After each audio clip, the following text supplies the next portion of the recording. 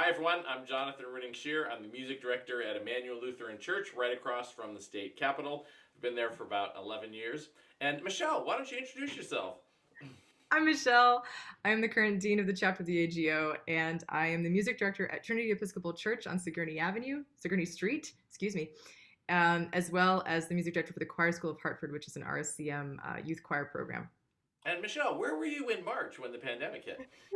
In March, I was at South Church in New Britain, so I've also changed jobs during this time.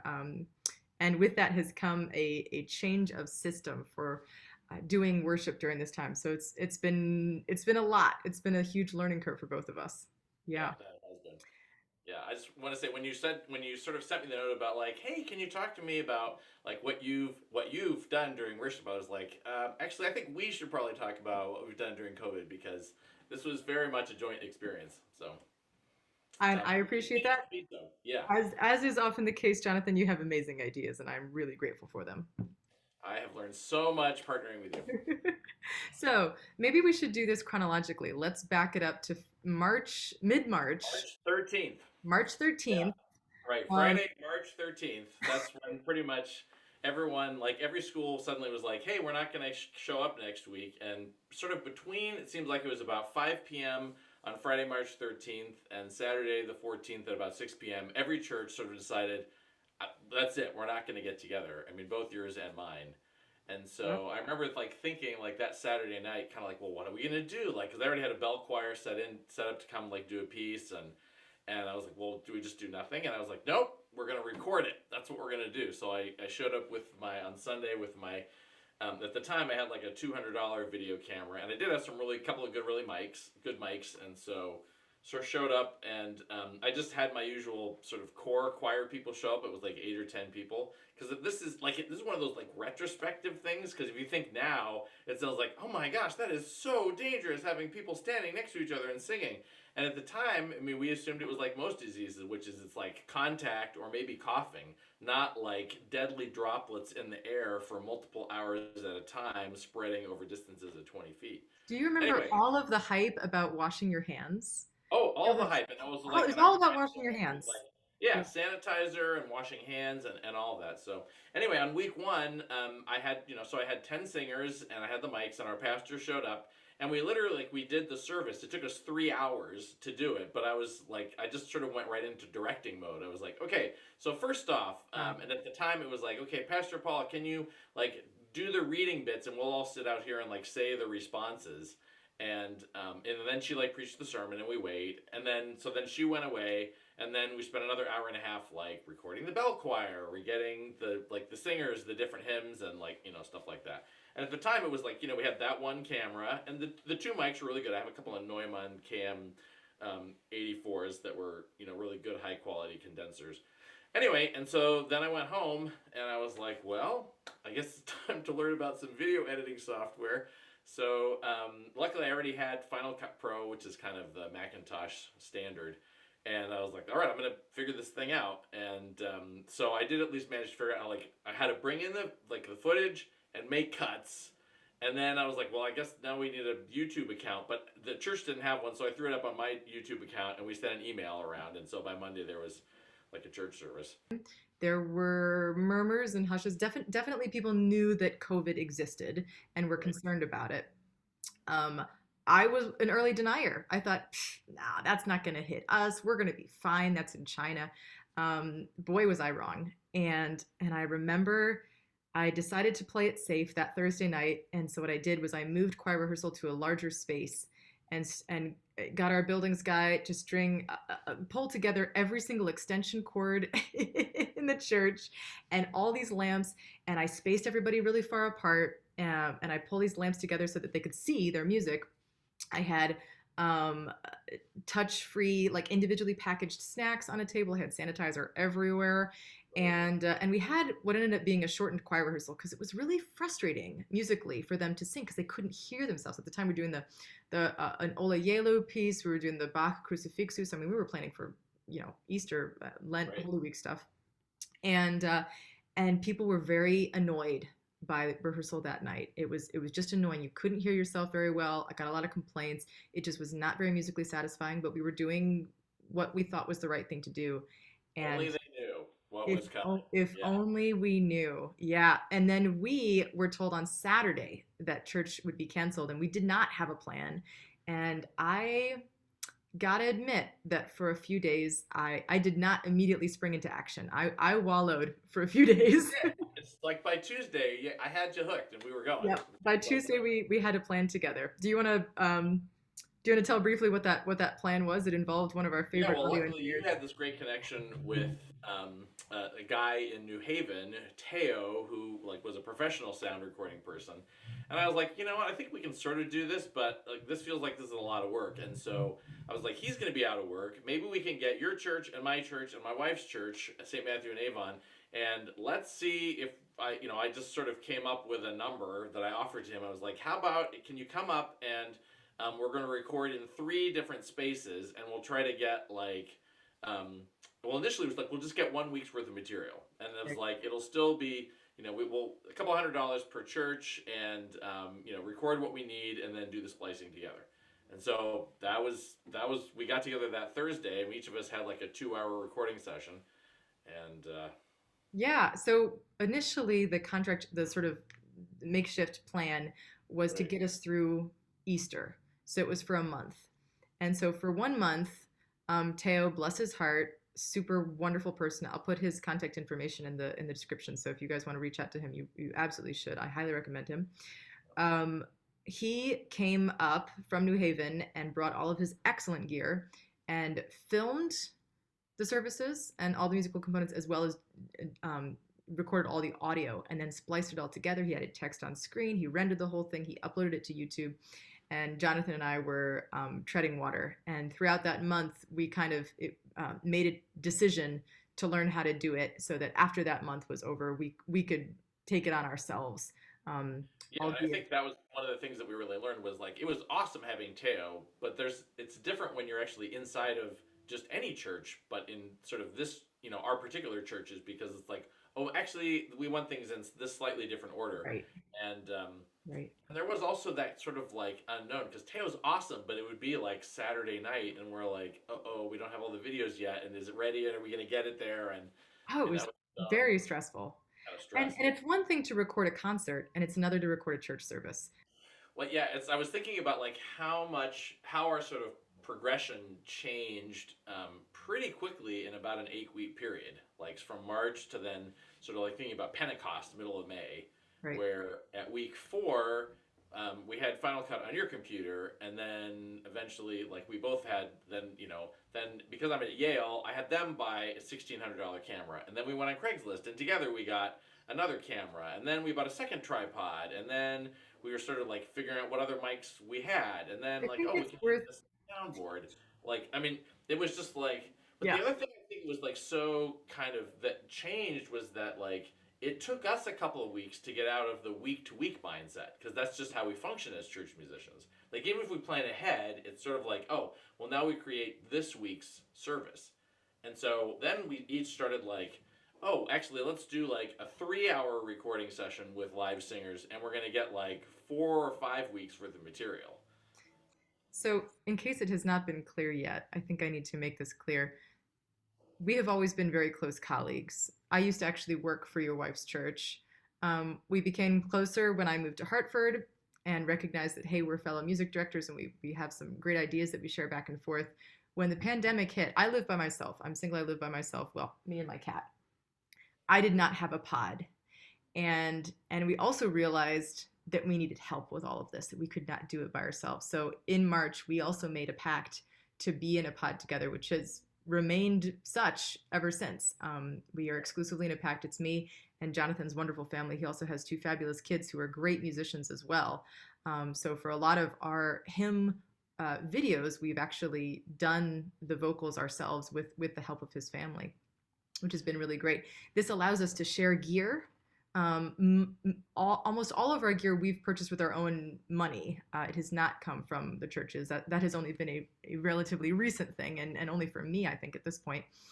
But also the learning curve of learning how to use Final Cut Pro, sharing ideas. Jonathan is a fabulous systems thinker. I've always experienced you as such an incredible systems creator and optimizer, uh, I uh, I learn a lot from you in that regard. I tend to be more visually oriented and Yeah, I thinking. get I get to say this part, which is Oh, that God. Okay.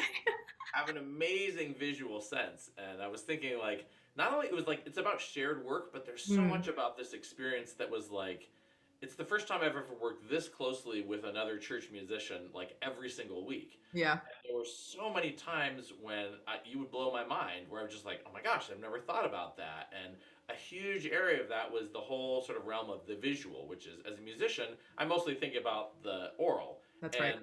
And as soon as I saw you starting to use like two cameras and doing like these slow fades and like thinking about like I would have never even thought about lens flare.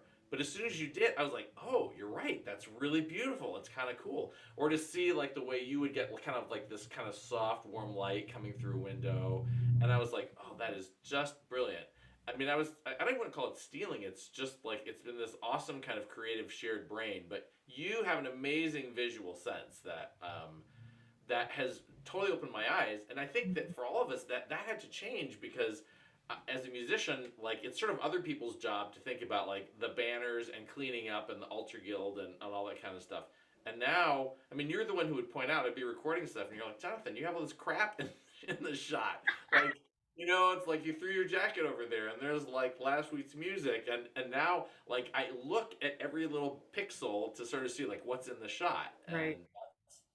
Well, it's not something just about, about but it's interesting to think about when people are singing a hymn. What are they looking at typically? Well, they're looking at the hymnal, right? In normal worship. Okay, now we're on video. We're putting the lyrics on the screen. What do we want the rest of the visual to be? If it's just a solid shot of you playing the organ, I don't know. Maybe that's kind of boring.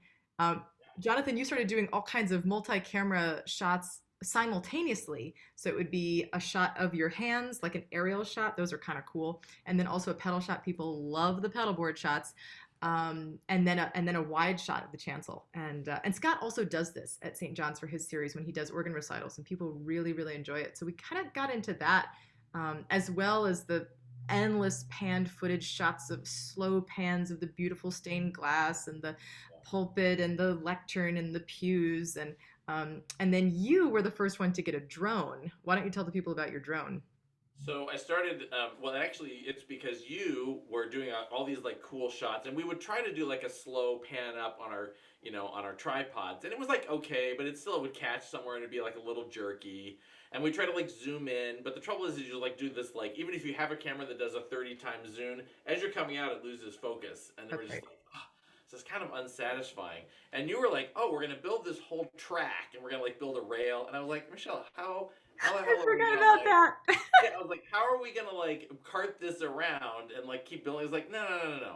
Let's get a drone. Anyway, so I did all this research, $450. We got like the smallest drone that you can get. In fact, it's so small you don't have to register it with the FAA, but it still actually has. I didn't get the 4K camera, but one down. We're not shooting in 4K anyway, and it was it was you who really helped me think about what is it that people look at, and for the first time, even with the cameras, which are excellent that we have, like people could see stuff that they never could see, and actually that's Mhm. been an amazing gift, which is like the congregation can't always all be there huddled around the organ, like looking at your hands and seeing the stops, and they're fascinated, or the windows that are 30 feet up with our cameras, but now with the drone where you can really see like the intricate detail that you would never be able to see otherwise.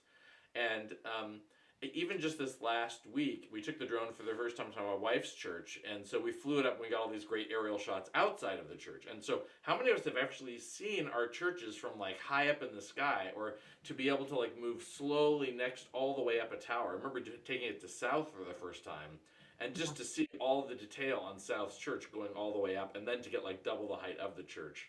Again, it gives people kind of a different kind of perspective, and and again, it's like thinking about what engages people. Right. Anyway, Right.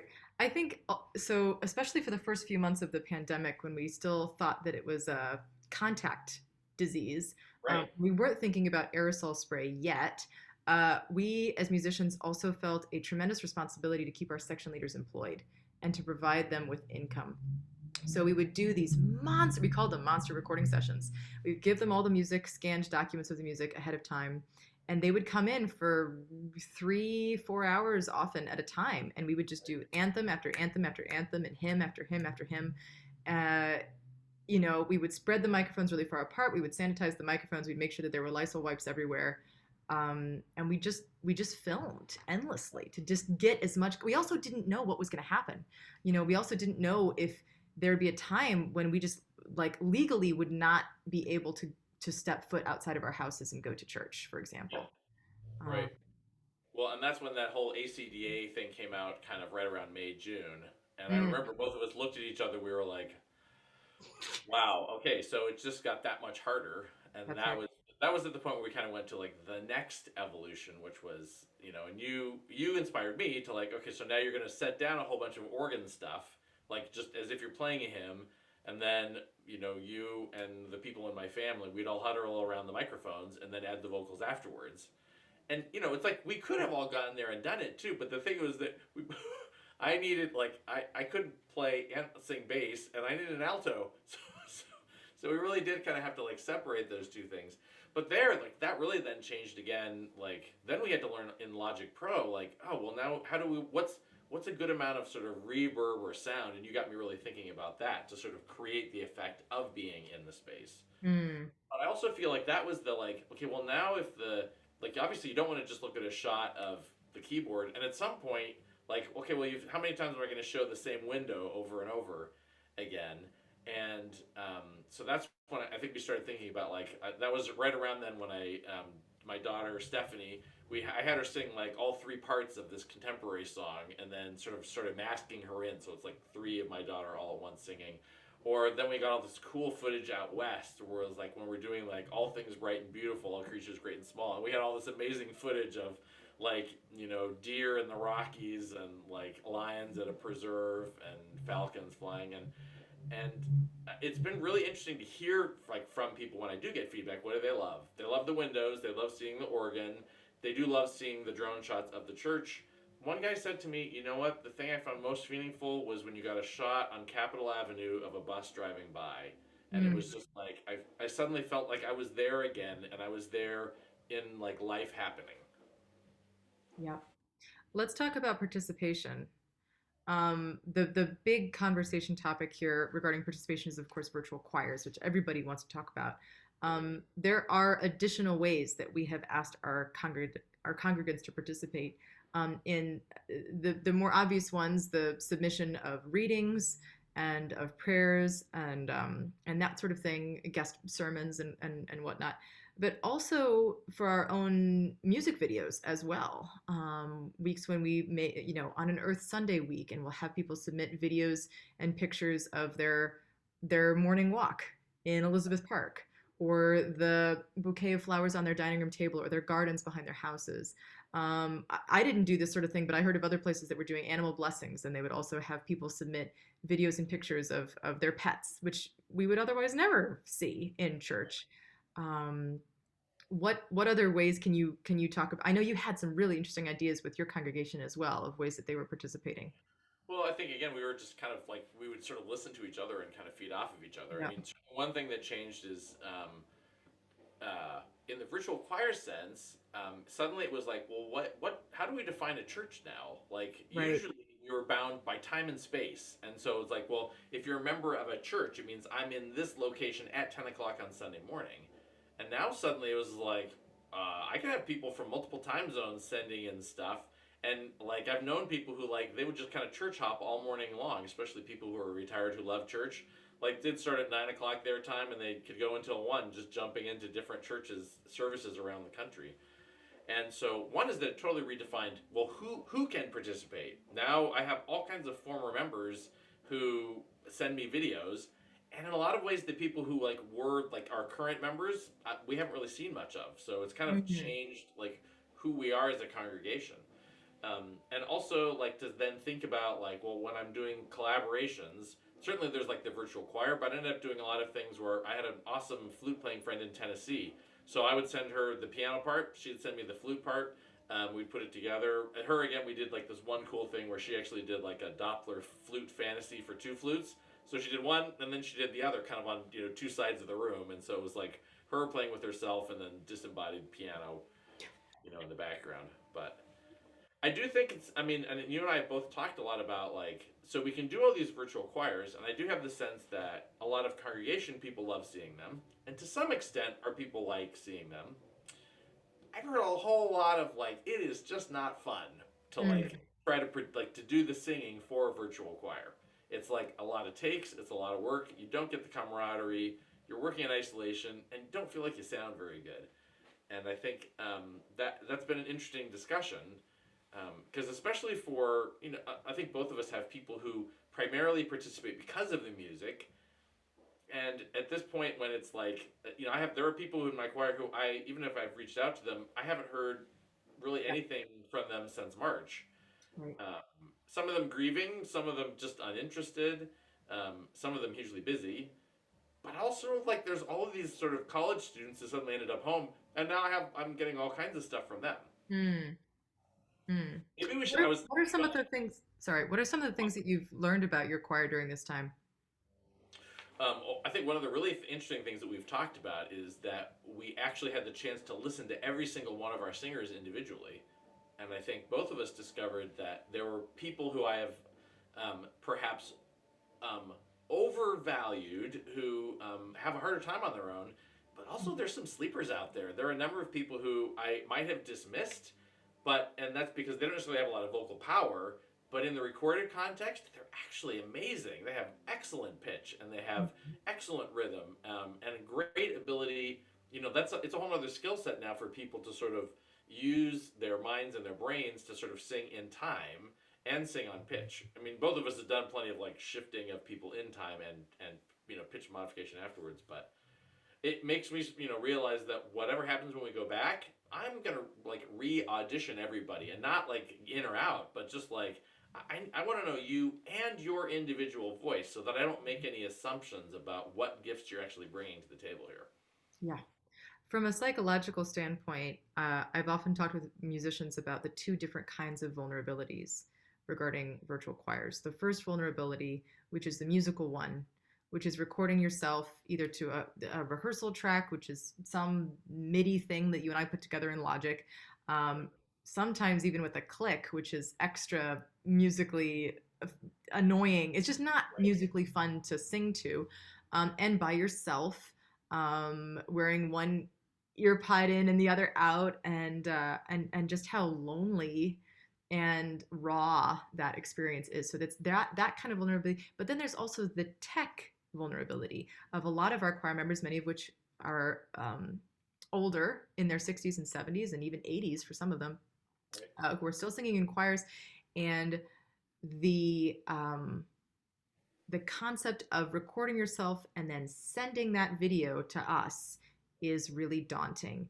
Whether you're using Google Drive or Dropbox or OneNote or Facebook Messenger or WhatsApp, all these different ways of sending in your videos, and you and I have to be really careful because at times we've like lost videos, and and then it's like we want to respect people and show them how much we appreciate the fact that they're doing this, and it Sure. kind of defeats the entire purpose. So what you and I ended up doing was actually taking all of that vulnerability. We tried to do this. I don't know how effective it was, but to create some more playful, actually comedic tutorial videos on YouTube for people, where we talk about, what does it look like when you record with really bad lighting? What does it look like when you record like this with your nose up? Um, Yeah, or or plenty of like this, like yeah, "Ooh." yeah, or your music is Right. right in front of you like this the entire time. Yeah, right. Um, Or just a lot of this too, right? You're just like, extra sound. But what does it look like to make eye contact with your lens of your camera, to balance your right. camera, to send your video, the technology behind that? Where do you upload your video? How do you listen to music? And also hear yourself singing? Those sorts of things. What thoughts do you have now on that?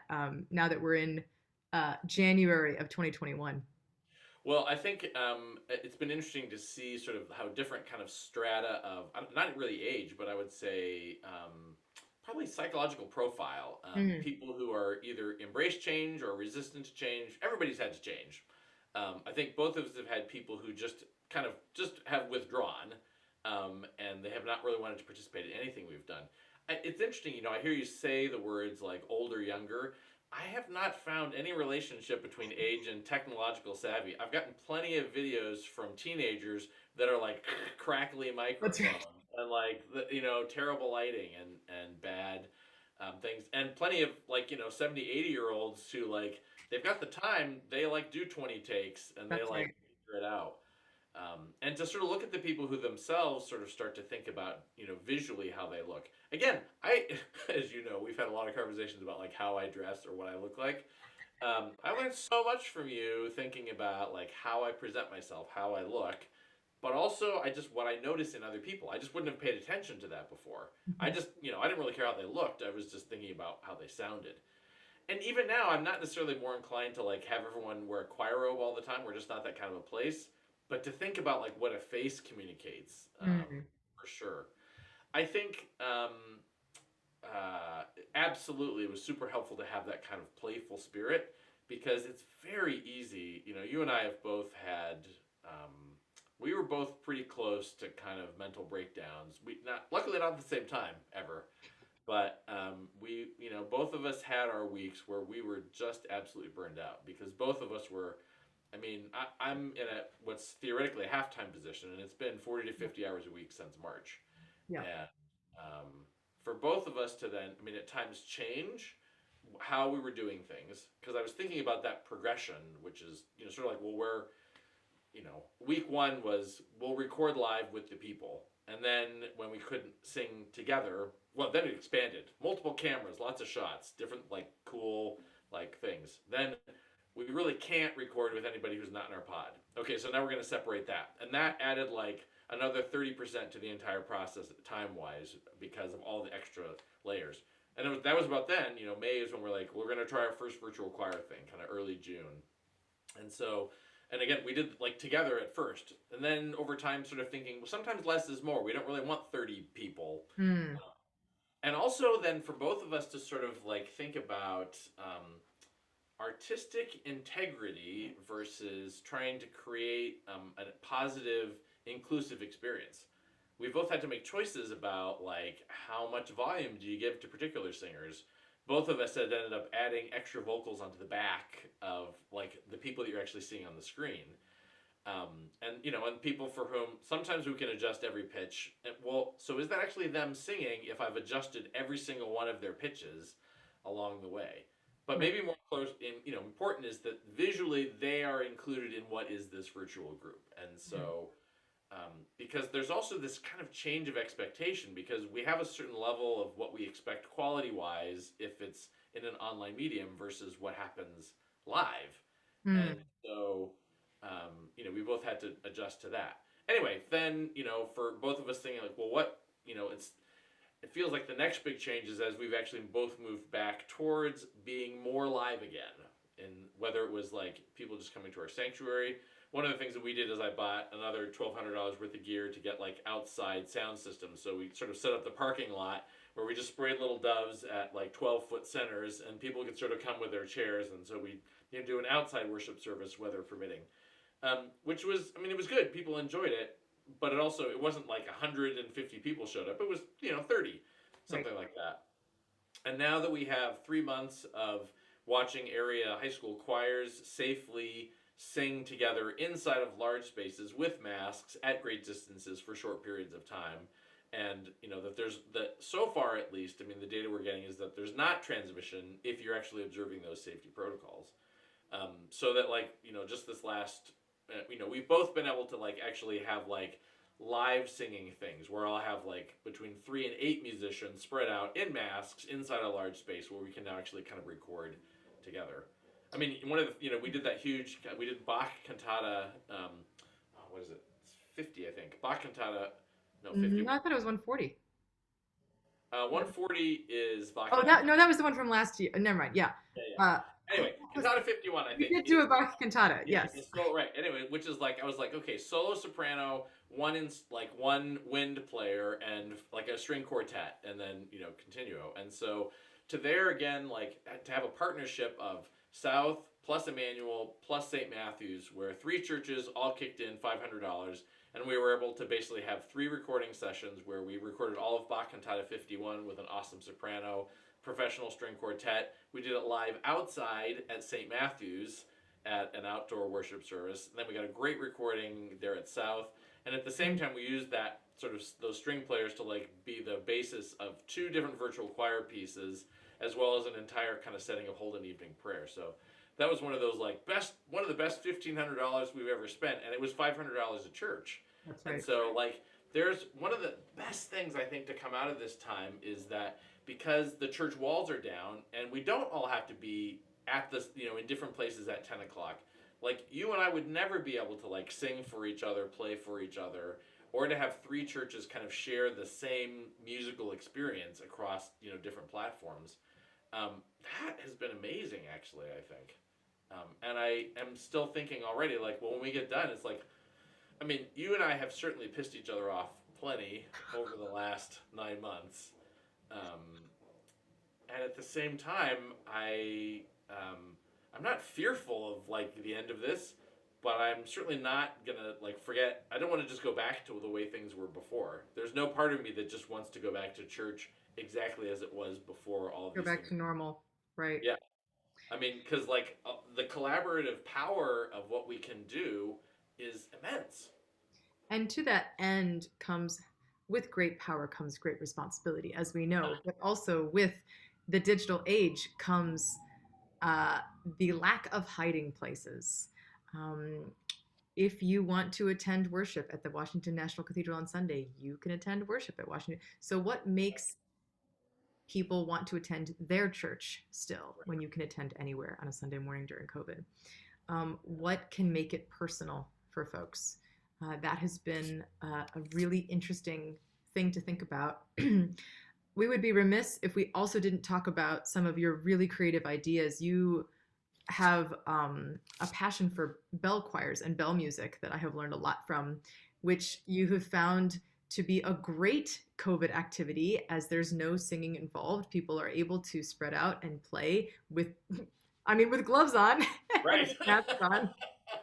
That's right. Gloves were already there. Easy, Masks didn't matter. Yeah, that's And right. I also wanted to hear you talk a little bit about your Lucia Festival, which has been one of your big hits, along with our joint Bach Cantata as well during this time. Why don't you share a few words about those things? Sure. Well, I mean, one of the things is that, so you and I did a couple of these like virtual bell things because at first, I mean, again, when it's like May, and at that point now it's like, well, actually nothing is safe. Like you can't share air with anybody you're not cross contaminated with, and so I was like, well, let's do a virtual bell thing because we started to understand masking where we can have like multiple versions of us or certainly like kind of fades on top of each other.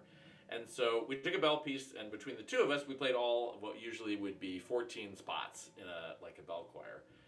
And you did an amazing job, like doing the video editing for that Beach Spring Stomp. And there's so many weird things that happened. Like it was like the heat was off in the church because we're not going to heat the church, and we were up there freezing trying to record these different sessions, and it was like we both had this like little tickle on our throat, and anyway.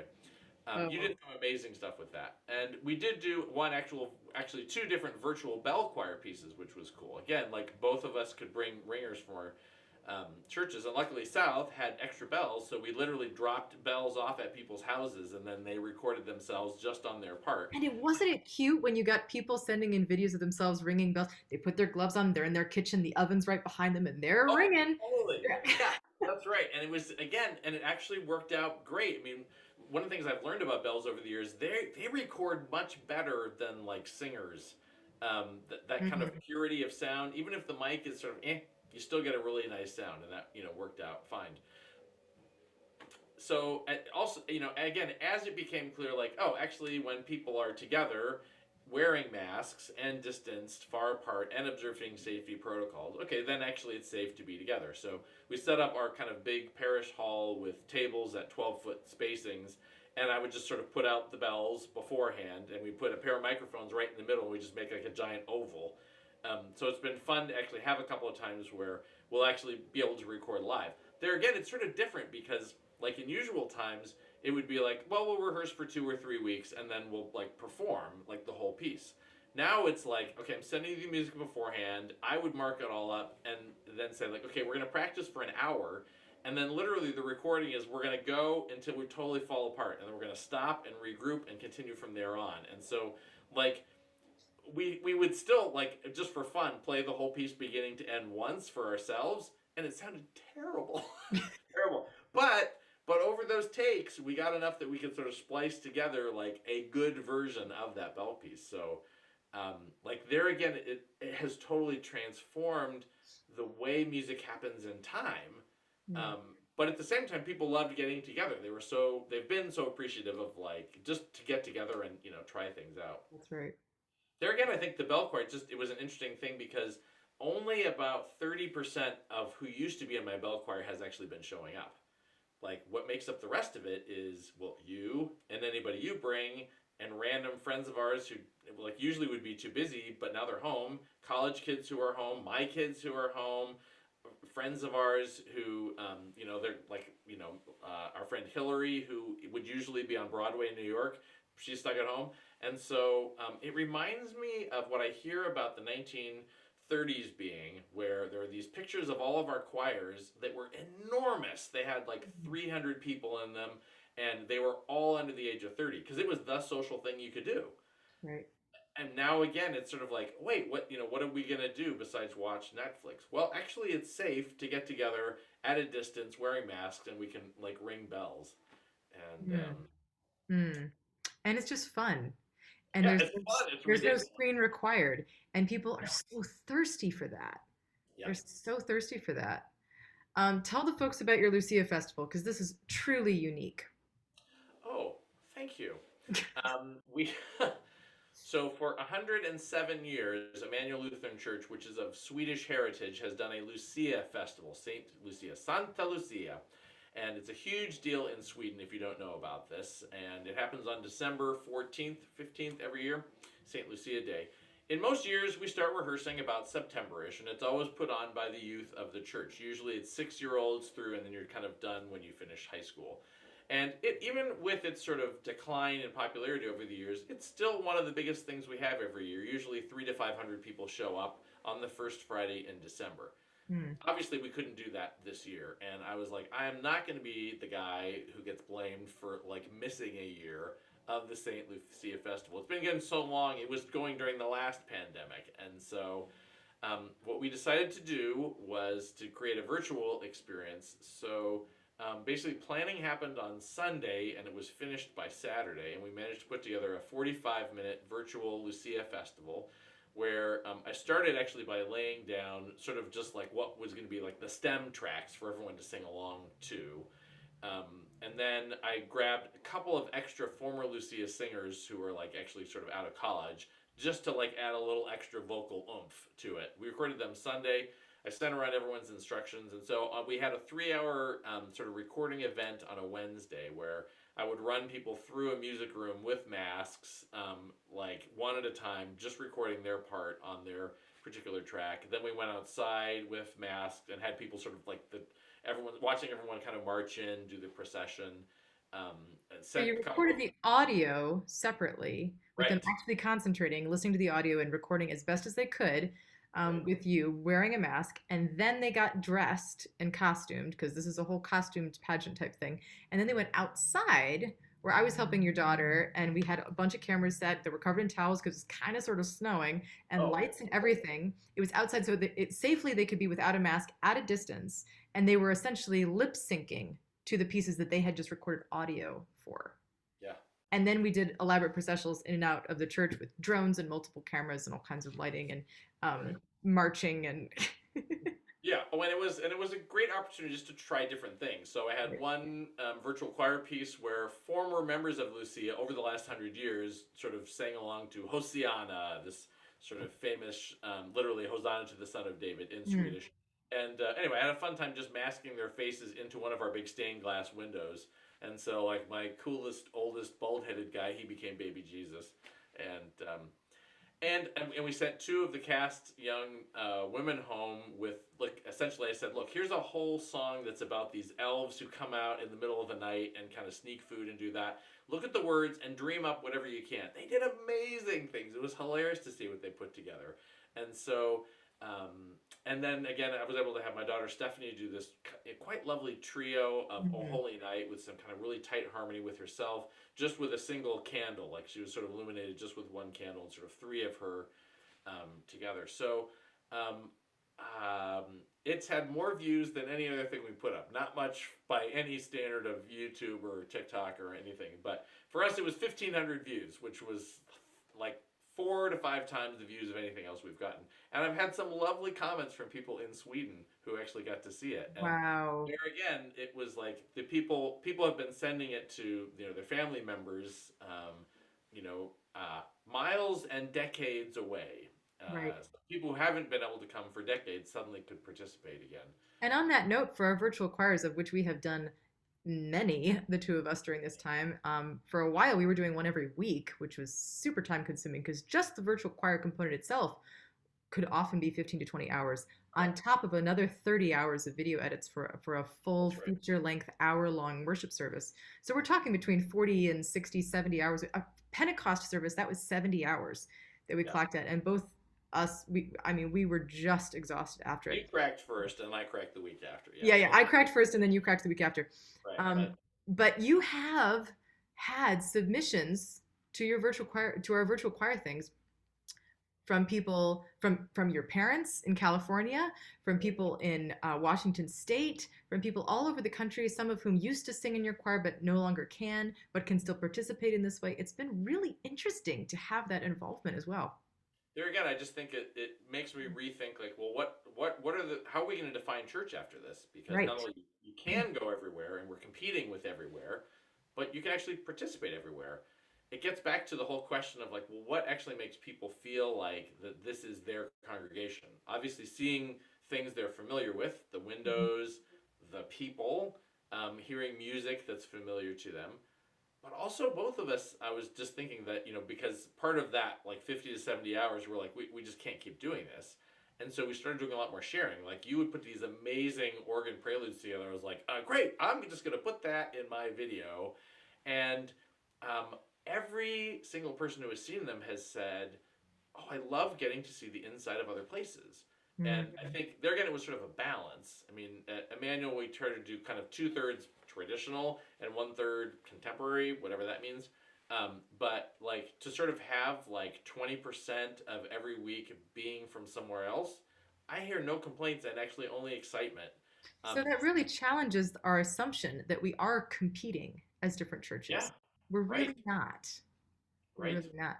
What is you have some really interesting thoughts on the sort of um, tenuous future of the church at large, and I mean the church with a capital C, the global church, and where we're headed from here. What are some things that you have you feel you've learned about this time that might shed light on what it looks like for us in the future?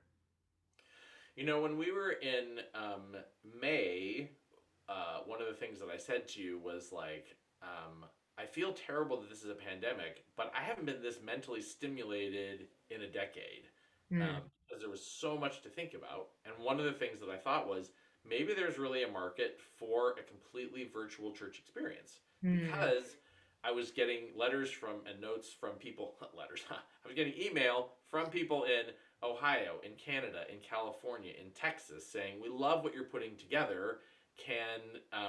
And we're watching regularly. Now I don't get those notes with the same regularity. Part of that clearly is we all have screen fatigue. There's also clearly still a need for us to be with each other live, and mhm. that has played itself out when I can actually do an actual live bell choir thing with people.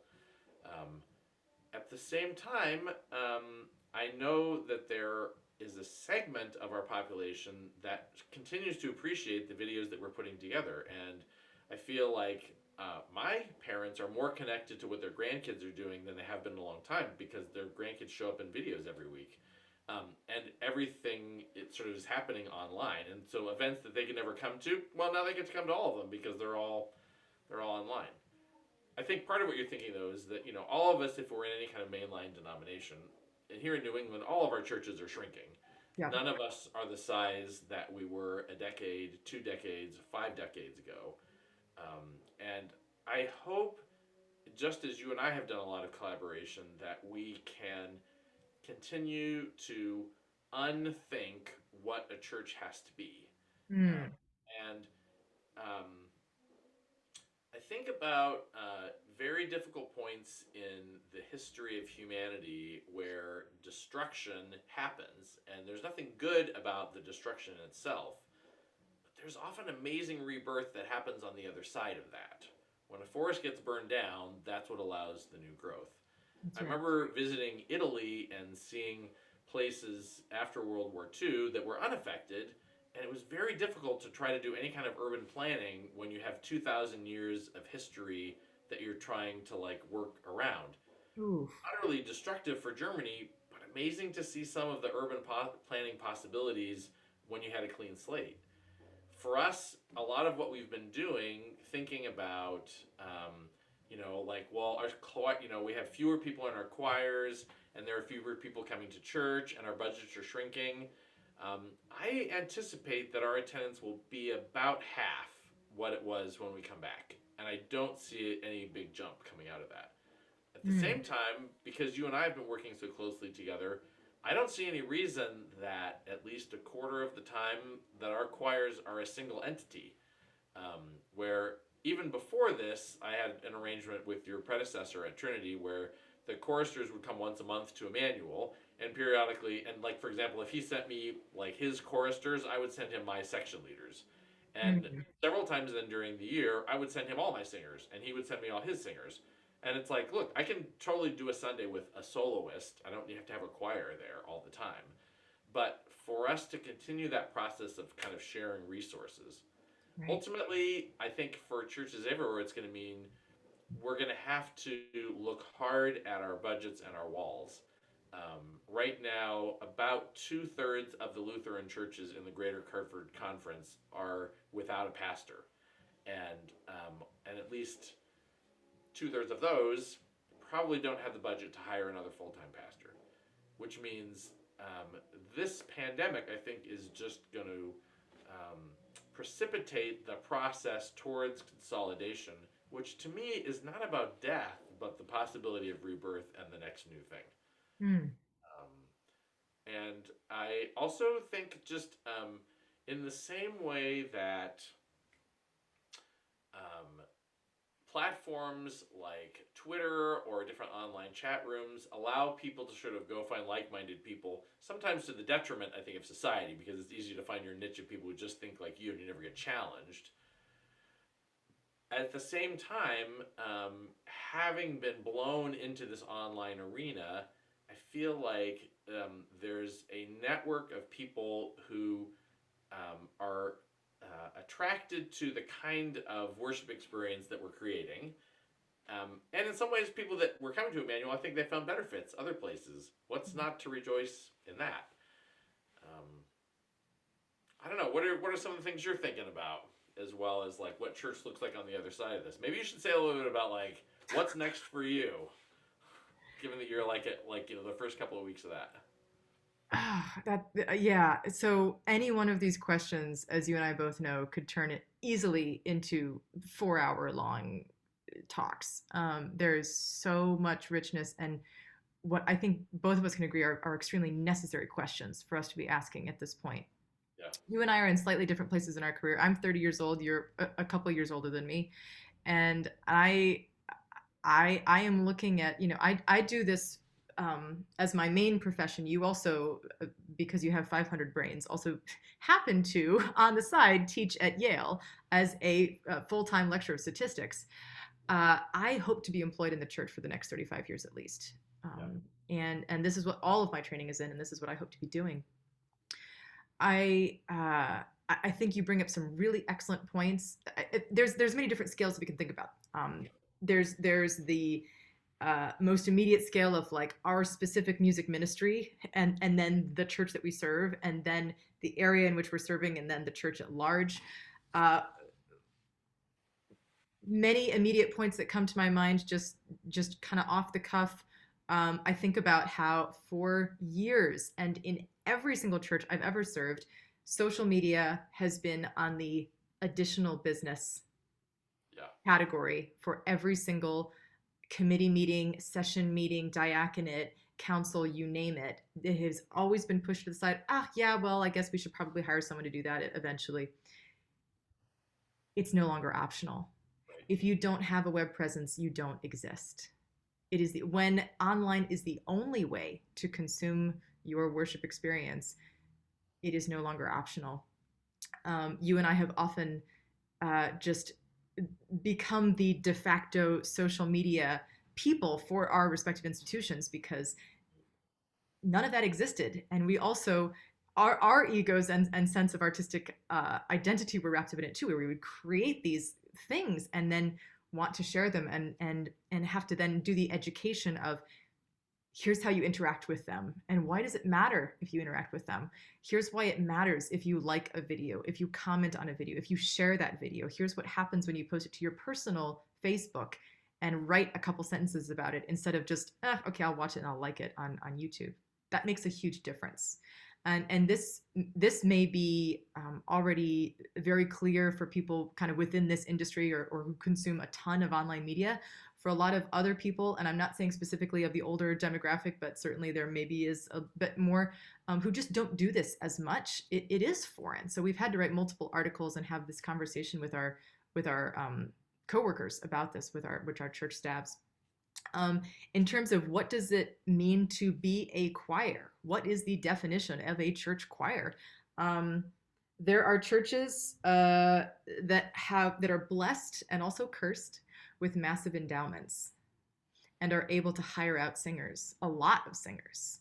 And maybe without the hired help, they have 12 volunteer singers, most of whom have older voices who just don't have the range anymore because very natural human processes with the calcification of the vocal cords and all kinds of other things that we can talk about.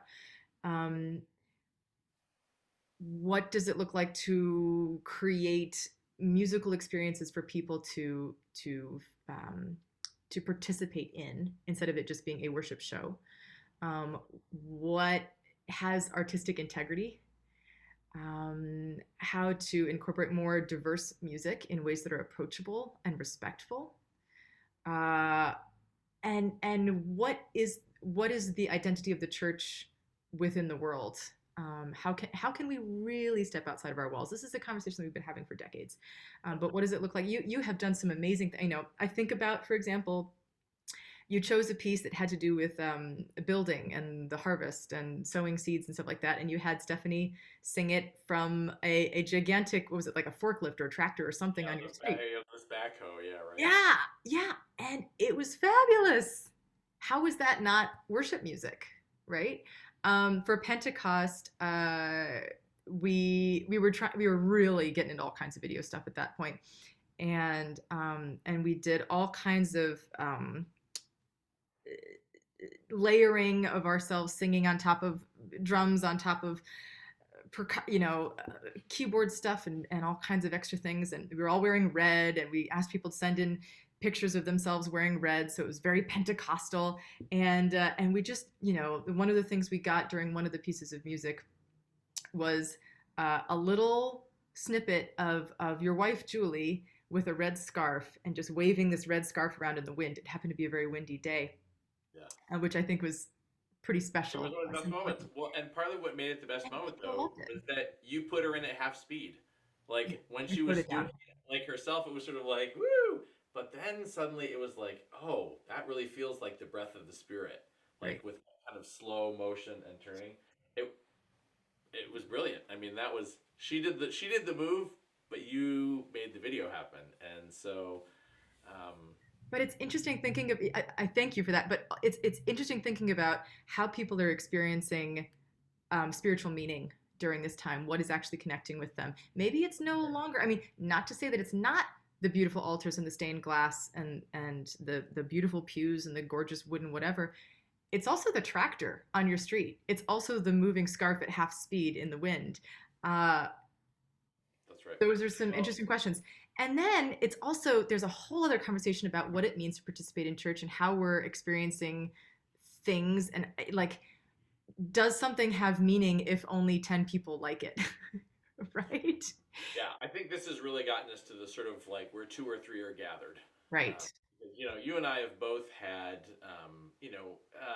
moments of melancholy and or jealousy, which is stupid because both of our, I mean, of all of the things that we've produced in the last 9 months, the thing that got 600,000 hits was the 12-second TikTok dance that we did in my kitchen. It's a And pretty good dance. yeah, it was a good dance, but still, like by a factor of almost 100,000, 10,000. Anyway, it was still thousands of times more than anything else we've ever done. And like I sort of look at right now. So our typical week, I post the sermon and then the complete service. About 60 people watch just the sermon. Maybe 80 people watch just the service. And of those 80 people, their average watch time is about 30% of the service, which gives us an effective full service attendance of about 30 people, maybe. Mm, And so when I started, there have been those weeks when we'll put in like a 40-hour week, and I'll think as far as like amount of engagement, it's like I'm doing a one-to-one time of worship experience creation for everyone who actually watches this. Like it's essentially like for every minute of watching, I have put in a minute of time of creation. And so wow. that is a whole nother sense of kind of scale. And Mm, at the same time, if you sort of look at the typical sort of donations that our members give versus like what's the actual monetary donation of someone watching a TikTok, right. again, it's about a factor of 10,000 in the other direction, which Right. is so it does get to that question of like, well, maybe two or three is enough. Um, and then at times it clearly is not enough, and it has had to sort of change the way that we do our production because at some point it's just like, okay, that is not worth it. Like if I had a production budget of $750,000 and a crew of 30 over 3 days, then I would do that. And the fact that we're like trying to do all of those jobs, none of which are actually our job. It's amazing how little time we actually spend making music these days. That's right. So much of it is filming and production and thinking and preparation and communication and social mediating and acquisition of technology, none of which would necessarily be in our typical job description. Mm, um, so that'll be interesting to sort of see what that looks like for us on the other side of this as well. um, yeah. Yeah. let's And, just and say, and when you talk about the jealousy, it is interesting because sometimes like literally one of us will get 140 views and the other will get 120 views and we'll bring that up like that's something to be oh, jealous. it's so dumb. I know. And then my daughter will be like, "Oh, I got 400,000 views of me like making sexual innuendo." Yeah. Okay. Right. It's so ridiculous. So where do we find value, right? That becomes the question. Where is value found and where is value created? Right. I think you raise an excellent point, which is ultimately to think about like it does get back to like, well, what's going to draw people in on the other side of this? Clearly, some people appreciate watching what we're doing, Hmm. but I really start to think about and have been challenged because of safety issues. How do I create meaningful participation for people who are actually members? I mean, Right. my whole career, there's always been that kind of balance of hired versus like congregational creation. In general, I want the congregational people, even if it doesn't sound quite as good. I've had to go a bit more in the direction of hired during this Hmm. time because there just aren't as many people. It's harder to get what is sort of I feel is artistically necessary to create something that people are going to want to listen to. And for safety reasons, I can't have my 80-year-olds nearby. Yeah, So, it's an interesting conundrum. It's yeah, a really interesting conundrum. it is. For a long time, that's where I still think that we did that Bach Cantata, and it was possible relatively easily because every church kicked in $500 and we Right. could share it around. If each of us had done what we would usually do, which is to just do it ourselves, then economically it's a much greater Yeah. burden. And I think about the fact that, in some sense, it's fewer total people potentially employed, but there's also the possibility of sharing resources in a lot of ways when we don't necessarily have to have worship all happening Sunday morning at 10 o'clock.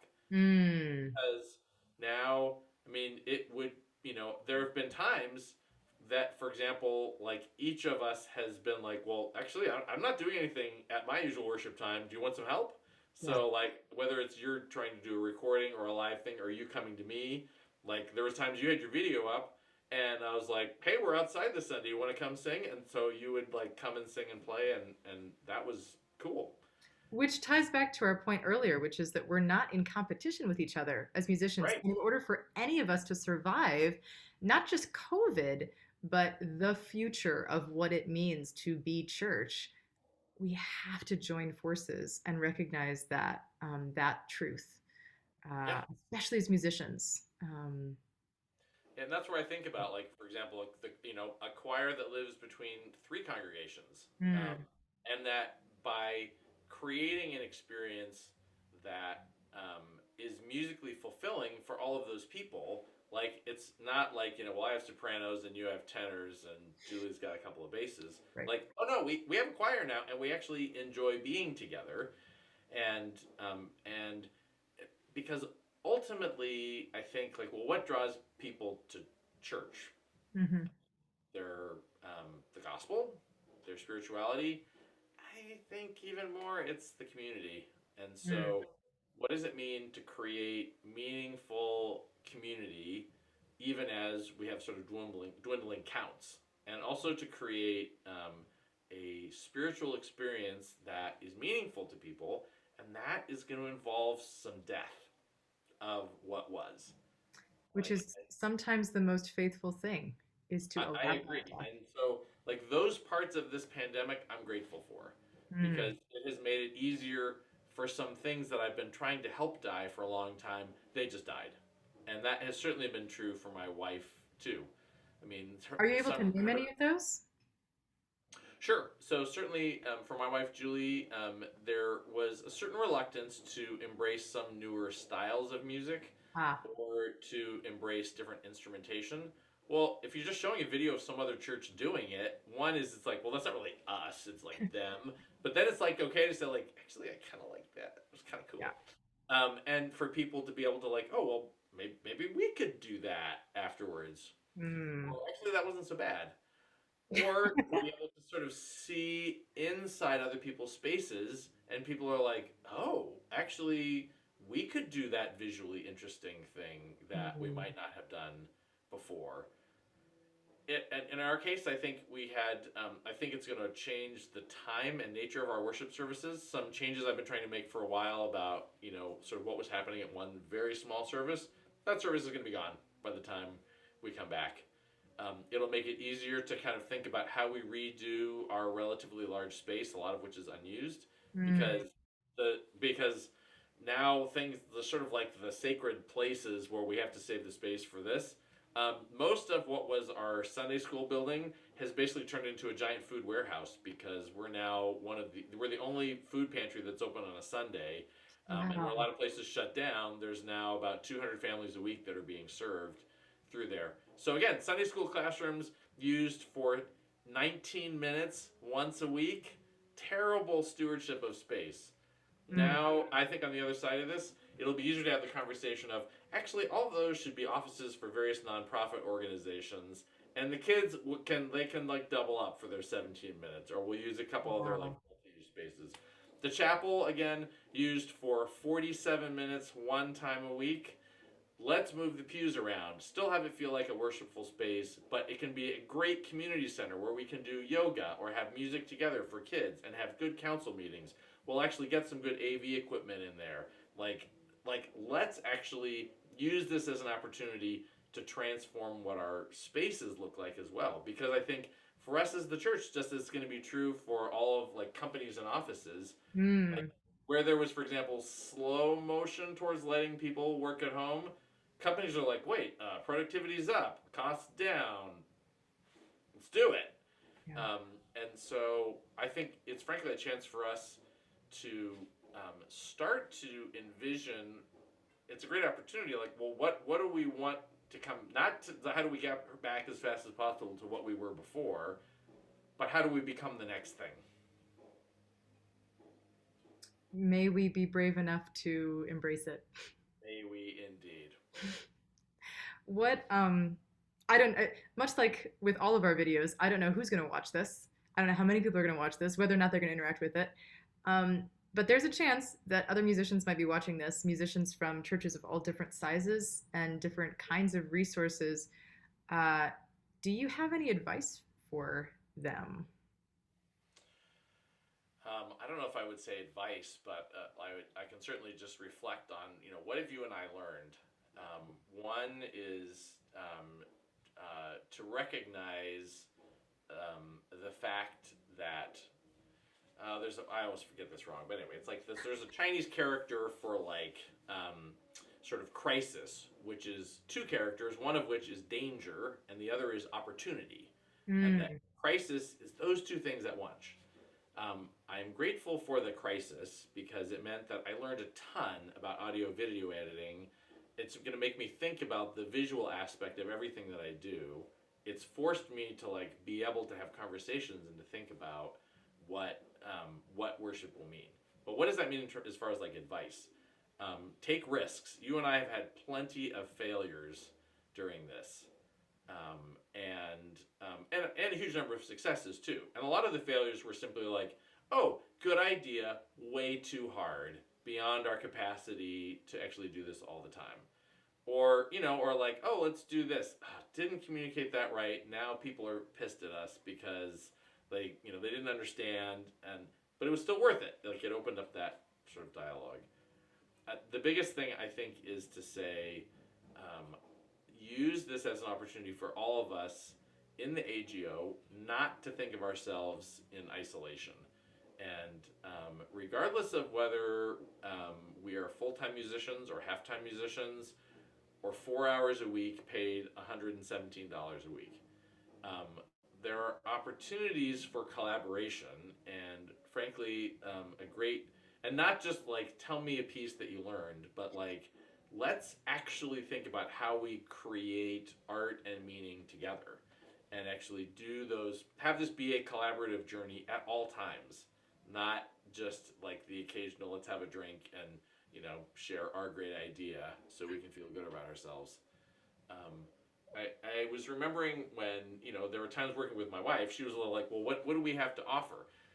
And I was like, actually, you're singing in our videos almost every week, and actually, you have a great musician too who does different styles. So I'm occasionally going to use his stuff, and but then for her to be able to hire some of my singers and some of my people, for me to hire occasionally some of your singers to come in, and in some ways, I feel more connected to the musicians in this area than I mm, have in normal times because I've been forced to create so many new connections. I've hired sound engineers up the University of Hartford, drummers from the University of Hartford, met singers that I would never have met before.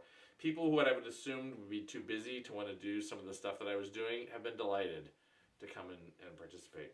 Anyway, what is that? It's not really advice, but I just think, I hope, it's really a prayer that whatever we do on the other side of this, that we do it more together and that we don't try to throw our walls up as fast as possible.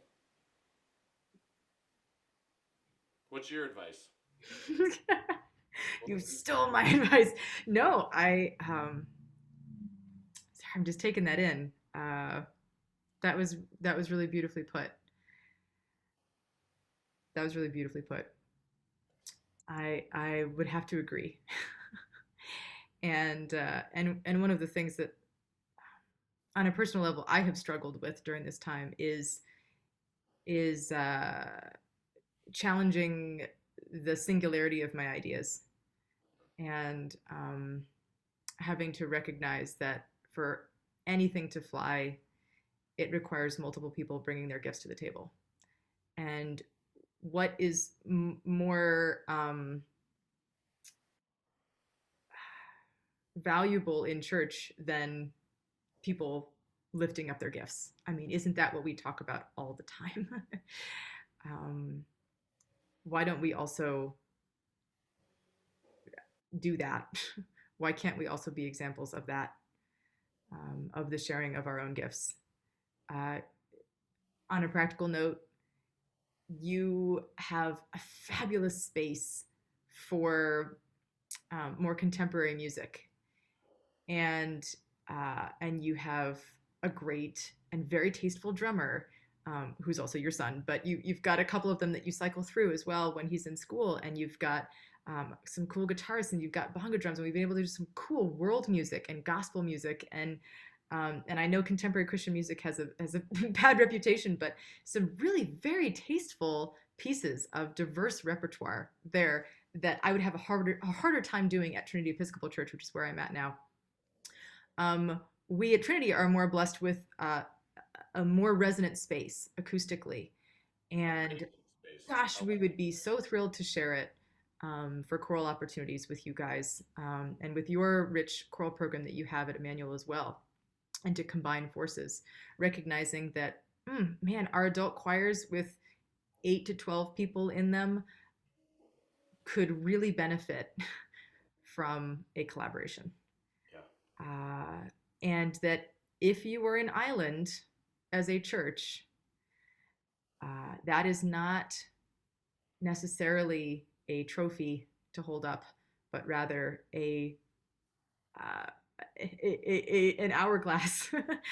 um, and I have been so immensely grateful for the ways you have challenged some of my preconceptions about worship music, and what it means to be an organist, a conductor, um, a music director during this time, and what it means to be a leader during this time, because we really are in many cases uh, doing bigger leadership than we previously did. This is a bragging point, but in meeting with a AV team earlier this week, they were quick to remind me that in most of the churches that they have installed live stream equipment at, it has been the musicians who have ultimately figured out a new way to do worship. It has not come necessarily from the council or the church members or even the pastors. That obviously there are some exceptions, but it has fallen to the musicians to figure out a way of not only doing all of the complex things in terms of virtual choirs and video editing, but just a vision overall for what worship can look like. And that's a pretty big responsibility. And so I have been immensely grateful for what I've learned from you and what I continue learning. And I hope that this collaborative spirit can be contagious in other arenas as well. Well, then I want to say one of the most important things that I've learned from you is I might be good at like big ideas and big schemes and coming up with a budget and like here's the plan.